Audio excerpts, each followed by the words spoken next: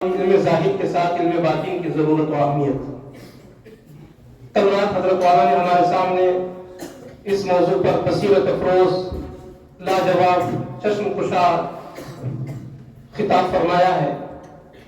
صحیح بات تو یہ ہے کہ آج کے اس سیمینار کا اہم ترین مقصد ہی یہ ہے کہ علم باطن کی ضرورت اور اس کی اہمیت کو ہمارے دلوں میں بیدار کریں اور اس پر ویسی توجہ کریں جیسا کہ اس کا حق ہے۔ اس موضوع پر بھی مقالہ پیش کرنے کے لیے جن کا انتخاب ہوا ہے وہ حضرت مولانا مفتی رفیع اللہ صاحب زیدہ مجدہوم ہیں۔ آپ کا شمار جامعہ کے مثالی فضلاء میں ہوتا ہے۔ اللہ تعالیٰ نے آپ کو متنوع صلاحیتوں سے نوازا ہے۔ درس نظامی کی تکمیل کے بعد حضرت اقدس دعوت برکاتہم سے سلوک و تصوف کی راہ میں بھی باقاعدہ اور بھرپور استفادہ آپ نے کیا ہے۔ اس طرح علم ظاہر کے ساتھ علم باطن کی تکمیل فرمائی اور کئی سال ہو گئے کہ حضرت والا نے آپ کو باقاعدہ اجازت بیت اور ارشاد بھی عطا فرمائی ہے۔ بارک اللہ فی علمہ وعملہ۔ آپ مدرسہ عربیہ کاشف العلوم کے محتمم و ذمہ دار ہیں، جس کا تعلیمی و تربیتی نظام ماشاءاللہ حسب منشا حضرت والا دعوت برکاتہم بہت خوبی چل رہا ہے۔ اس کے علاوہ حسین علی کی جامع مسجد میں 12 سال سے خطابت کے فرائض بھی انجام دے رہے۔ آپ تقریباً 6 سال سے ہر جمعہ بعد نماز عشاء قرآن مجید کی تفسیر بھی فرماتے آ رہے ہیں۔ آج آپ ہمارے سامنے اپنے مفوضہ عنوان پر مقالہ پیش فرمائیں گے۔ میں مفتی صاحب موصوف کو دعوت دیتا ہوں تشریف۔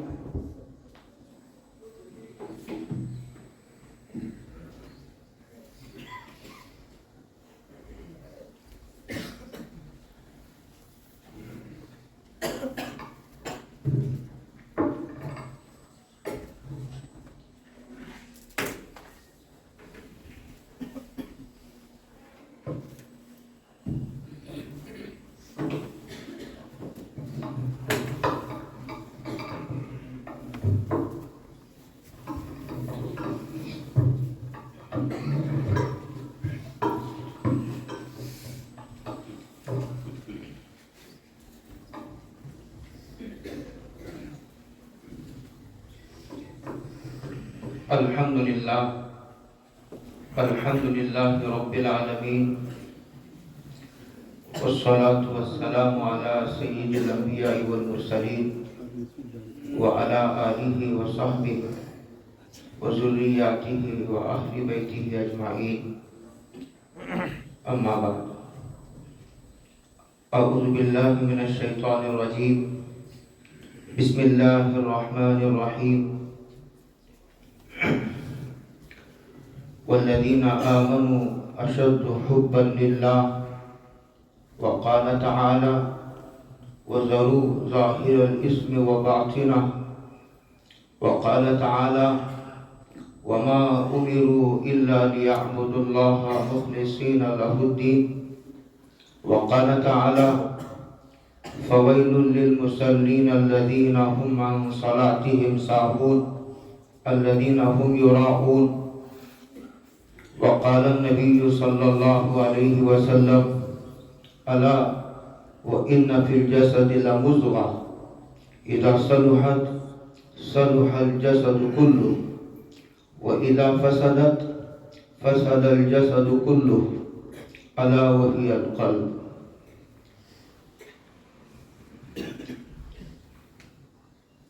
قابل قدر اساتذہ کرام اور خصوصاً حضرت والا دامت برکاتہم العالیہ اور پھر دیگر آئے ہوئے مہمان علماء کرام اور میرے رفقا، السلام علیکم ورحمۃ اللہ وبرکاتہ۔ مجھے نہیں معلوم تھا کہ سچی پکی توبہ کرنے کے لیے حضرت والا میرے لیے یہ طریقہ اختیار فرمائیں گے۔ یہاں جمعہ میں خطابت کرنا بالکل الگ بات ہے، عوام کے سامنے تفسیر بیان کرنا ایک بالکل الگ بات ہے۔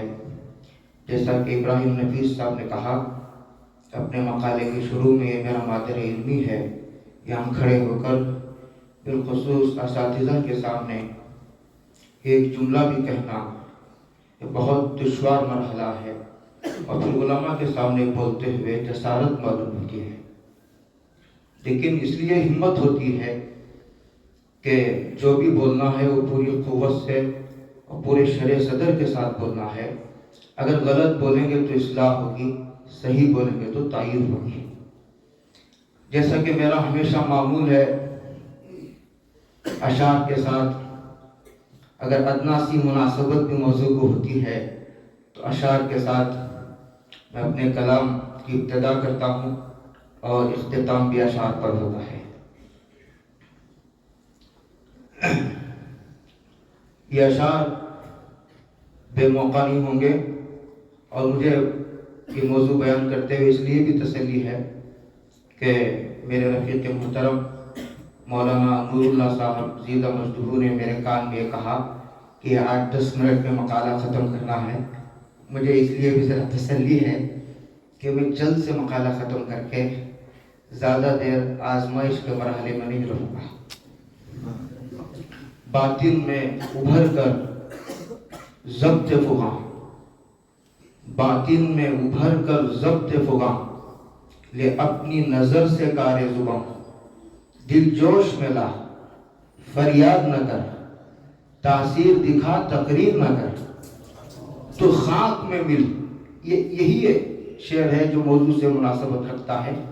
افادے کے لیے میں نے پورے اشعار پڑھ دیے۔ تو خاک میں مل اور آگ میں جل، تب خشیت بنے تب کام چلے، ان خام دلوں کے عنصر پر تعمیر نہ کر بنیاد نہ رکھ۔ جو آیت کریمہ میں نے پڑھی تھی اور اس کے آگے میں پڑھوں گا، جب 8-10 منٹ ہوں گے یہ گفتگو جہاں جا کے رکے گی میں اشعار پڑھ کے پھر رخصت ہو جاؤں گا۔ ویسے جب اس موضوع کا میرے لیے انتخاب کیا گیا تو سب سے پہلے حسب معمول میں نے قرآن کریم کو دیکھنا شروع کیا۔ قریب 22, 23, 24 پاروں تک میں نے نشان لگائے ہیں، اور بالکل خالی ذہن ہو کر کے میں نے مطالعہ کرنے کی کوشش کی۔ جیسا معلوم ہوتا ہے کہ ہر پارے میں، ہر صورت میں 1-2 جگہ نہیں، متعدد جگہ وقفے سے اللہ تعالیٰ نے اس باطنی اصلاح کی طرف کہیے یا روح کی اصلاح کہیے یا قلب کا عنوان دیجیے یا باطن کے فساد کے نقصانات کا عنوان کہیے، سب کا حاصل یہ کی ہے۔ ایسا معلوم ہوتا ہے کہ چاروں طرف سلوک و تصوف بھی بڑا پڑا ہے۔ ویسے میرے مقالے میں کہیں سلوک کا تصوف کا نام نہیں آئے گا، اس لیے کہ علماء کا مجمع ہے۔ قرآن مجید میں عنوانات نہیں، معنوان ہوتے ہیں۔ عنوانات خود متعین کرنے پڑتے ہیں، اکثر و بیشتر ایسی ہوتا ہے۔ مذکورہ بالا قرآنی آیات اور احادیث سے معلوم ہوا کہ شریعت میں 2 قسم کے احکام و اعمال کا ذکر ہے۔ کچھ احکام اعمال و عبادات کا تعلق ظاہر سے ہے، مثلا نماز، روزہ، زکوٰۃ، حج وغیرہ۔ اسی طرح بے شمار احکامات اعمال و عبادات کا تعلق قلب یعنی باطن سے ہے۔ دونوں قسم کی عبادتوں کے ہم مکلف ہیں۔ دونوں طرح کے احکامات کو دل و جان سے تسلیم کرنا اور ان کے تقاضوں کو بجا لانا ایمان کا تقاضا ہے۔ کسی بھی طرح کے حکم کو نہ ماننے کی کوئی گنجائش موجود نہیں۔ بعض احکامات کو قبول کرنا اور بعض کو تسلیم نہ کرنا تو یہودیت ہے۔ یہ جملہ ذرا سخت ہے، علماء کے مجمع میں مجھے شاید ایسی گفتگو نہیں کرنی چاہیے، یہ بھی اصلاح کی عرض ہے۔ یہودیوں کا شیوا ہے، بشرطے کہ عقیدتاً انکار پایا جائے۔ قرآن مجید میں ہے افتؤمنون ببعض الکتاب وتکفرون ببعض۔ ایک اور جگہ ارشاد گرامی ہے الذین جعلوا القرآن عظیم۔ اوامر بھی ہیں، نواہی بھی ہیں۔ میرے مقالے کا موضوع اصلاح باطن کی ضرورت ہے۔ ضرورت یعنی جس کے بغیر کام نہیں چلتا، جیسے کھانے کے بغیر، پانی کے بغیر، گھر کے بغیر، ہوا کے بغیر کام نہیں چلتا، اسی طرح قلبی امراض سے شفا حاصل کیے بغیر کام نہیں چلتا۔ موضوع خود پیش کیے جانے والے مواد کو متعین کر رہا ہے۔ ایک ہے علم ظاہر، ایک ہے علم باطن، ایک ہے عمل ظاہر اور ایک ہے عمل باطن۔ دونوں میں فرض و استحباب کے درجات موجود ہیں، اور جو میں نے ابھی پہلی آیت فتؤمنون ببعض الکتاب وتکفرون ببعض، ایک تو اس میں عقیدتاً انکار ہے، پھر درجات کا تفاوت بھی موجود ہے۔ انسان کو اللہ نے جسم و روح کا مجموعہ بنایا ہے۔ روح بمنزلہ سوار کے ہے اور جسم کا مقام سواری کا سا ہے۔ روح کو بسانے ہی کے لیے اللہ رب العزت والجلال نے جسم کو بنایا ہے۔ روح اصل ہے اور جسم اس کے تابع۔ لہذا ہم دیکھتے ہیں کہ روح کے قبض ہونے کے بعد جسم بے معنی شے ہو کر رہ جاتا ہے، حالانکہ سارے اعضاء علی حال ہی موجود ہیں۔ قرآن مجید میں اللہ رب العالمین کا ارشاد ہے وَإِذْ قُلْنَا لِلْمَلَائِكَةِ اسْجُدُوا لِآدَمَ فَسَجَدُوا إِلَّا إِبْلِيسَ أَبَىٰ وَاسْتَكْبَرَ وَكَانَ مِنَ الْكَافِرِينَ۔ درجہ بالا آیت کریمہ میں ماضی کے ایک واقعے کا حوالہ دے کر تکبر اور اس کے انجام بد کا ذکر ہے کہ شیطان نے حضرت آدم کو سجدہ کرنے سے انکار کیا، اور انکار کی بنیاد تکبر تھی اور کافر ہو گیا۔ یہ آیت کریمہ بظاہر خبر ہے، در حقیقت انشاء کی قبیل سے ہے، اس لیے کہ ہر خبر کا منشا انشاء ہوتا ہے، یعنی تکبر کے قریب بھی نہ پھٹکو، ورنہ تمہارا بھی وہی حشر ہوگا جو شیطان کا ہوا تھا، یعنی مردود ہو جاؤ گے۔ لغتاً تکبر کے معنی اپنے آپ کو بڑا سمجھنے کے آتے ہیں۔ تکبر باب تفعول سے ہے، تفعول کی خاصیات میں سے تکلف بھی ہے، یعنی ایک انسان حقیقت کے اعتبار سے بڑا نہ ہو لیکن اسے بڑا ہونے کا وہم ہو گیا ہو۔ تکبر اللہ ہی کو سزاوار ہے، اسی ذات وحدہ لا شریک لہ ہی کو ذات دیتا ہے۔ اللہ رب العالمین کی خصوصیات میں سے ہے۔ پتہ چلا کہ تکبر ایمان جیسی عظیم دولت تک سے محروم کر دیتا ہے۔ وہ چیز جس کے نتیجے میں آدمی ایمان تک سے محروم ہو سکتا ہے، اس کے حرام ہونے میں کیا کلام ہو سکتا ہے؟ نیز اس سے اپنے آپ کو پاک و صاف کر لینے کی فرضیت سے کیسے انکار کیا جا سکتا ہے؟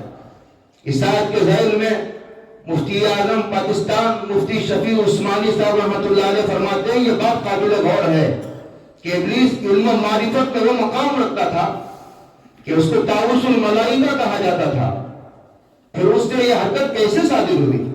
بعض علماء نے فرمایا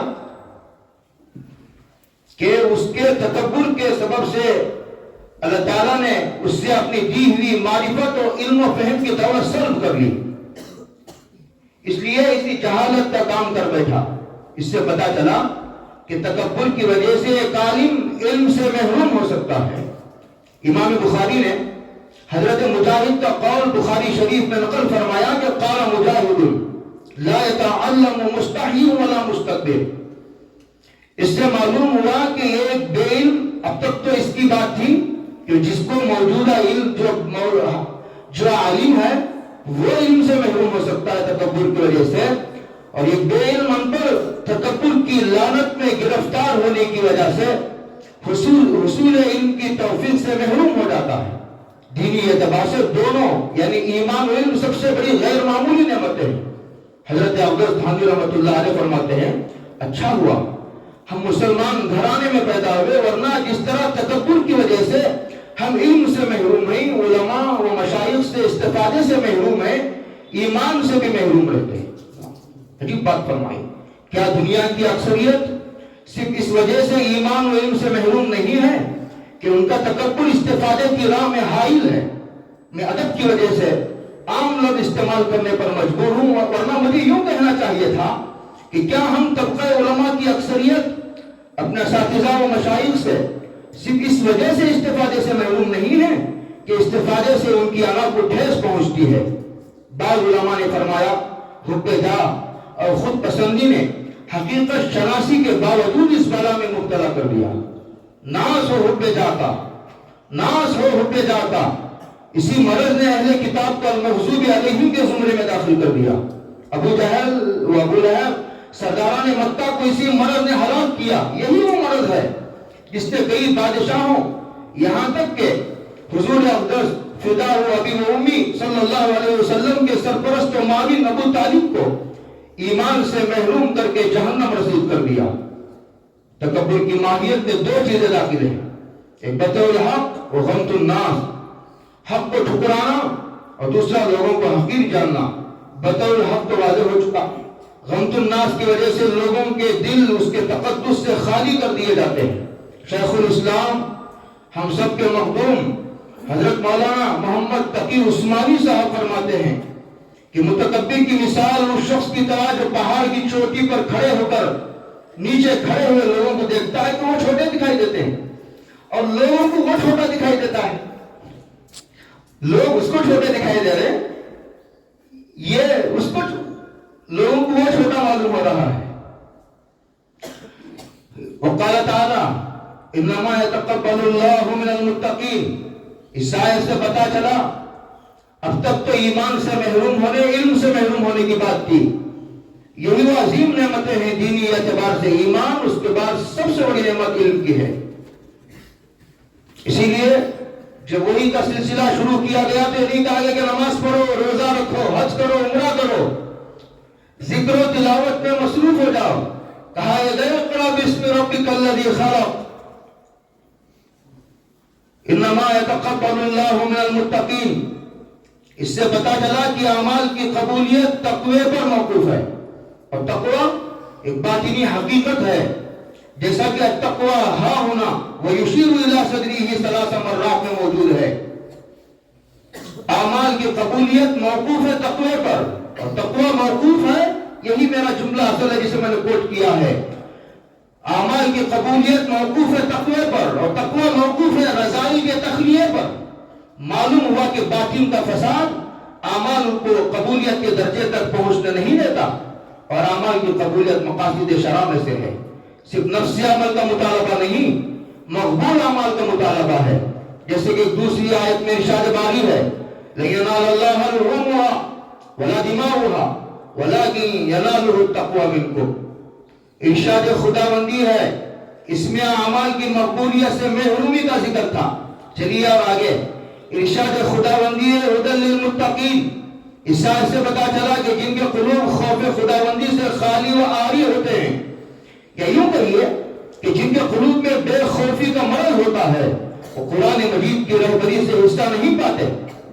نازل تو پوری انسانیت کی رہبری کے لیے کیا گیا ہے، دکھایا تو پورے لوگوں کو جا رہا ہے، لیکن اس کی ہدایت سے وہ لوگ اس کی رہبری سے حصہ پاتے ہیں جن کے دل میں خوف خداوندی ہوتی ہے. ہدایت سے محرومی سب سے بڑی محرومی ہے. حدیث پاک میں حضرت رسول اکرم صلی اللہ علیہ وسلم کا ارشاد گرامی ہے لا يقبل اللہ الدعاء من قلب لاہ. اس حدیث سے پتا چلا کہ جس کا قلب غفلت کے مرض کا شکار ہو اس کی دعا قبول نہیں کی جاتی. غفلت باطن کے فساد کا عنوان ہے. دعا کے قبول ہونے میں باطن کی اصلاح کو بڑا دخل ہے. خلق خدا کی اکثریت ہر تدبیر اختیار کرتی ہے، لیکن جو چیز تمام تدابیر کی جان ہے یعنی دعا، اس کی ضرورت اس کے نظروں سے اوجھل ہو جاتی ہے، اور اس کی قبولیت میں جو چیز رکاوٹ ہے اس کو دور کرنے کی کوشش نہیں کرتے. ہائے محرومی، یہ ایک ہی راستہ تھا اللہ کے خزانوں سے فائدہ اٹھانے کا. دل کی غفلت نے وہ راستہ بھی بند کر کے قادر مطلق و مختار کل کی نصرت و پشت پناہی سے محروم کر دیا. الا وان فی الجسد لمضغۃ اذا صلحت صلح الجسد كله واذا فسدت فسد الجسد كله الا وهي القلب.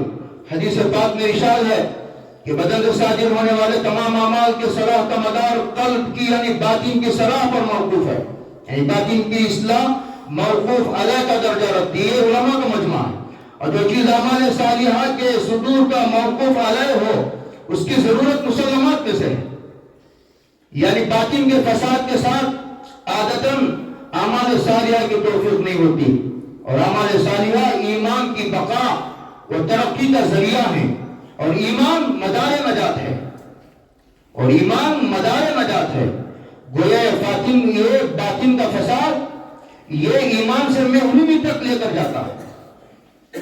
والذین آمنوا اشد حبا للہ، یہ آیت بظاہر جملہ خبریہ ہے، دراصل جملہ انشائیہ ہے. اس آیت میں اللہ سے اشد محبت کا مطالبہ کیا گیا ہے.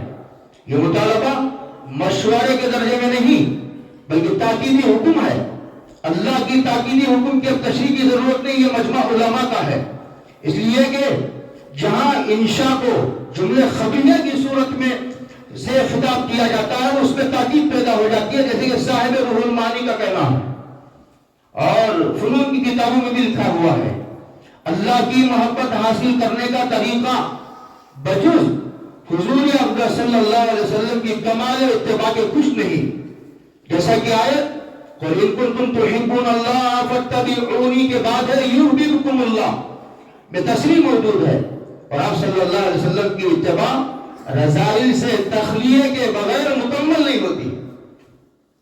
جیسا کہ آیت میں مَا آتَاكُمُ الرَّسُولُ فَخُذُوهُ کے بعد وَمَا نَهَاكُمْ عَنْهُ فَانْتَهُوا کا جملہ اس کی طرف اشارہ کر رہا ہے. اشارہ کیا؟ صراحت ہے. یہ گناہ کا عادی ہوتے ہوئے بھی کوئی شخص اللہ کا ولی نہیں ہو سکتا. جیسا کہ حضرت تھانوی رحمۃ اللہ علیہ کے ملفوظات میں اس موضوع سے متعلق بے شمار مواد موجود ہیں. فوائل للمصلین الذین هم عن صلاتهم ساہون الذین هم یراؤون. اس آیت کریمہ میں ریاکاروں کے لیے دھمکی دی گئی ہے. ریا ایک قلبی مرض ہے جو موجب جہنم ہے، جو موجب جہنم ہے. ایک حدیث میں ہے ان یسیر الریاء شرک، ریا کا ادنا درجہ بھی شرک ہے. گو شرکم دونا شرکم کے قبیل ہی سے کیوں نہ شرکم دونا شرکم کے قبیل ہی سے کیوں نہ ہو. پتہ چلا ریاکار عمل کرنے کے باوجود جہنم میں جاتا ہے اور مشرک قرار پاتا ہے. قرآن مجید میں ہے وما امروا الا لیعبدوا اللہ مخلصین لہ الدین. اس آیت سے پتہ چلا کہ مطالبہ مخلصانہ عمل کا ہے. ریاکارانہ طور پر کیے گئے عمل کی مثال اس دودھ کی سی ہے جس میں پیشاب ملا دیا گیا ہو. یہ دودھ تو واقعی بہت قیمتی چیز ہے لیکن پیشاب نے اس کو ناقابل استعمال بنا دیا ہے. اسی طرح ریا کے زہر نے ہمارے عمل کو ناقابل قبول قرار دے دیا. فیطمع الذی فی قلبہ مرض قل للمؤمنین یغضوا من ابصارهم ویحفظوا فروجهم ذلک ازکی لهم ان اللہ خبیر بما یصنعون. شہوت کی بے اعتدالی دونوں کو ملا کر نتیجہ نکالا جا رہا ہے. شہوت کی بے اعتدالی دل کا روگ ہے. اگر اس کا علاج نہ کیا گیا تو انسان کی شرمگاہ کو خطرہ لاحق ہو سکتا ہے. زنا جیسے سنگین جرائم کا مرتکب ہو کر پاک دامنی کا جوہر داغدار ہو جاتا ہے اور انسان خسر دنیا والآخرہ کا مصداق بن جاتا ہے. واتقوا اللہ واعلموا ان اللہ مع المتقین. انسان ہر لمحہ اللہ کی نصرت کا شدید محتاج ہے. بقول حضرت صدیق اکبر رضی اللہ تعالیٰ عنہم اجمعین جو آدمی اللہ کی نصرت سے محروم ہو جاتا ہے وہ ذلیل و رسوا ہو جاتا ہے.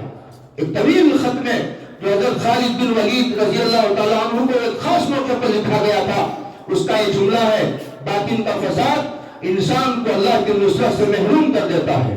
لئن شکرتم لازیدنکم ولئن کفرتم ان عذابی لشدید. شکر عمل قلب ہے، ناشکری باطنی بیماری ہے. ناشکری پر وعید وارد ہوئی ہے اور دھمکی دی گئی ہے. وعید سے حکم کا درجہ معلوم ہوا کہ یہ عمل کسی قیمت پر نظر انداز کرنے کے قابل نہیں. اور کفران نعمت کا عذاب شدید دنیا میں یہ بھی ہو سکتا ہے کہ نعمت سلب ہو جائے یا اسی مصیبت میں گرفتار ہو جائے کہ نعمت کا فائدہ نہ اٹھا سکے اور آخرت میں بھی عذاب میں گرفتار ہو. چھٹی آ گئی ہے.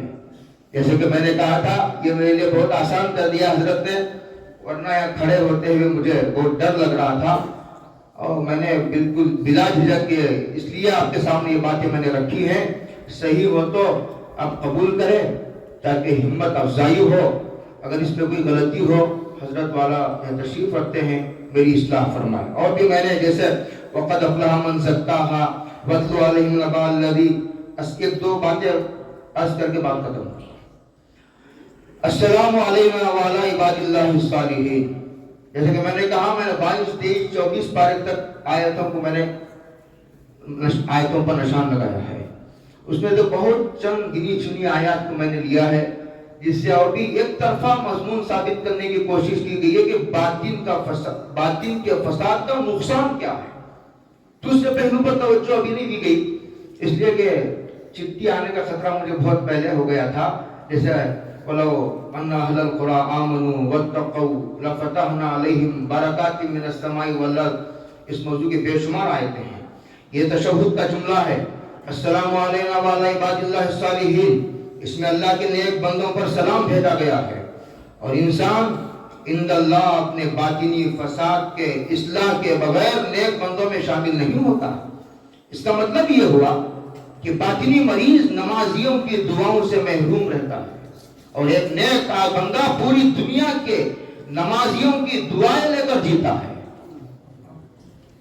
یہاں رفاعی خدمات انجام دینے والے، جیسا کہ حضرت والا نے اس سے پہلے بھی بارہا بیان میں فرمایا، ان کے لیے عرض ہے وعد اللہ الذین آمنوا منکم وعملوا الصالحات لا یستخلفنہم فی الارض کما استخلف الذین من قبلہم. اس آیت میں اللہ نے ایمان اور اعمال صالحہ کے پابند لوگوں سے حکومت کا وعدہ فرمایا ہے، اور اللہ وعدے کے خلاف نہیں فرماتے. اعمال صالحہ میں باطنی اعمال بھی لابدی طور پر داخل ہیں، اور باطنی اعمال تزکیے کے بغیر ممکن نہیں. لہذا اعمال صالحہ کو حکومت کے حصول کے لیے رکاوٹ سمجھنا اس آیت سے ناواقفیت کا نتیجہ ہے. اس کے بعد میں نے بہت ساری آیتیں کوٹ کی ہیں. یا ایھا الذین آمنوا ان کثیرا من الاحبار والرہبان لولا ینہاہم الربانیون والاحبار عن قولہم الاسم. مناسب ہے کہ ایک آیت بیان کر کے بات ختم کروں. لولا ینہاہم الربانیون، اس کے ذیل میں شیخ الاسلام شبیر احمد صاحب عثمانی فوائد عثمانی ملتے ہیں. جب خدا کسی قوم کو تباہ کرتا ہے تو اس کی عوام گناہوں نافرمانیوں میں غرق ہو جاتے ہیں، اور اس کے خاص یعنی درویش علماء گونگے شیطان بن جاتے ہیں.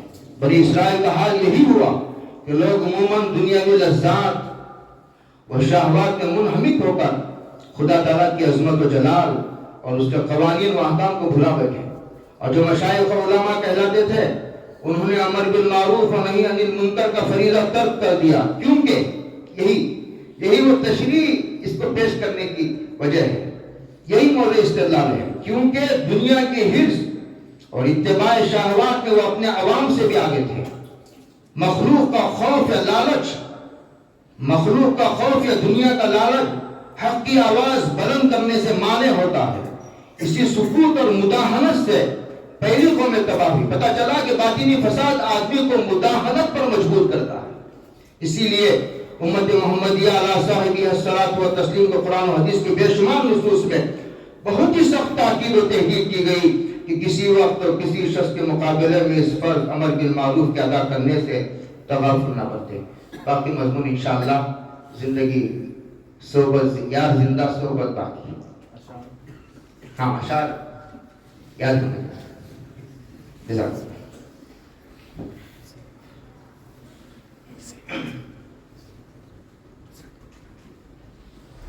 جب علم ہی عاشق دنیا ہو، آپ اس میں جوڑ دیکھنے کی کوشش نہ کریں، مطلب سن لیجیے.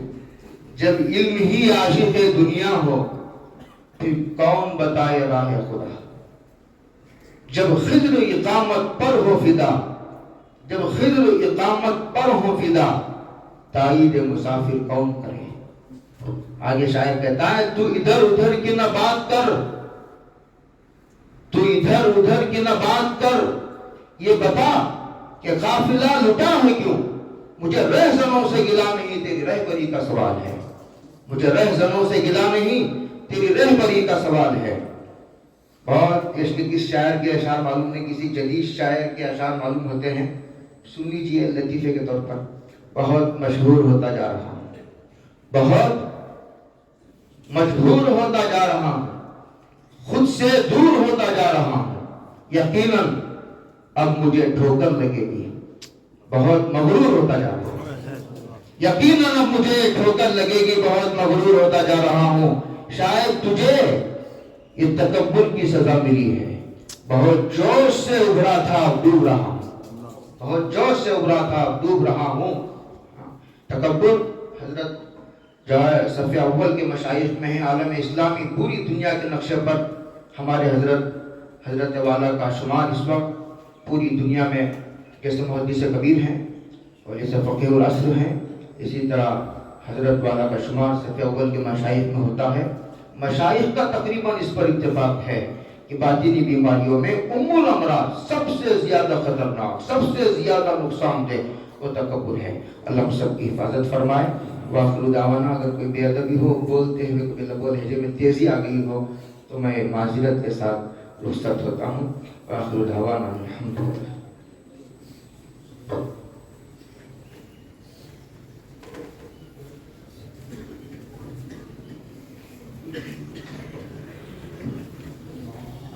ماشاء اللہ، جزاکم اللہ خیرا۔